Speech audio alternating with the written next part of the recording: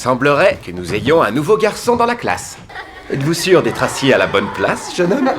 Depuis qu'Annie s'est coupé les cheveux courts, tout le monde se moque d'elle. Elle perd de plus en plus confiance en elle. Ce jour-là, Maria lui demande d'aller faire des courses au village. Mais Annie refuse de sortir à cause de sa coupe de cheveux. Maria se fâche un peu. Elle lui dit d'arrêter de se cacher. Annie, bouleversée, court se réfugier dans la grange. Elle s'y cache pour pleurer. Matthew la retrouve par hasard. Il lui raconte que, quand il était petit, lui aussi venait se cacher ici lorsqu'il était triste. Annie lui répond qu'elle restera cachée ici pour toujours, et qu'elle ne ressortira plus jamais. Toi, tu es bien trop courageuse pour te cacher.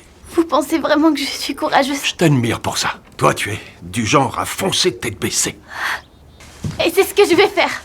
Grâce aux encouragements de Matthew, Annie trouve enfin le courage, et part au village avec son ami. Elle se dit que, puisque tout le monde la traite de garçon, autant jouer le rôle jusqu'au bout. À peine a-t-elle fait quelques pas, que quelqu'un l'arrête pour lui demander un coup de main. Hé toi, mon garçon, ça te dirait d'avoir une pièce? Aide-moi à décharger, tu veux?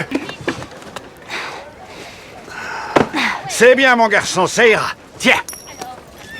Annie gagne facilement une pièce. Elle entre ensuite dans une boutique de vêtements, et elle revoit cette fameuse robe à manches bouffantes. Matthew avait autrefois voulu la lui acheter. En la voyant, Annie repense à ce jour-là. À ce moment-là, l'ancienne femme que Matthew aimait apparaît. Elle demande à Annie de l'aider à porter quelques affaires. Quelle surprise! Mais pourquoi ces vêtements de garçon? J'ai dû me couper les cheveux. Pourquoi? Que s'est-il passé? Oh, ce n'est rien. C'est une longue et déplorable histoire, mais une chose est sûre, c'est une expérience intéressante de voir les choses sous un autre angle.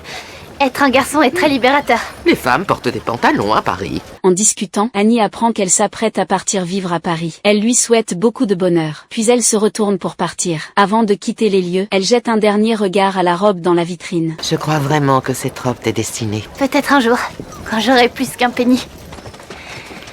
Tu t'as acheté une robe? Mais je croyais que tu voulais être un garçon. Seulement le temps d'un après-midi.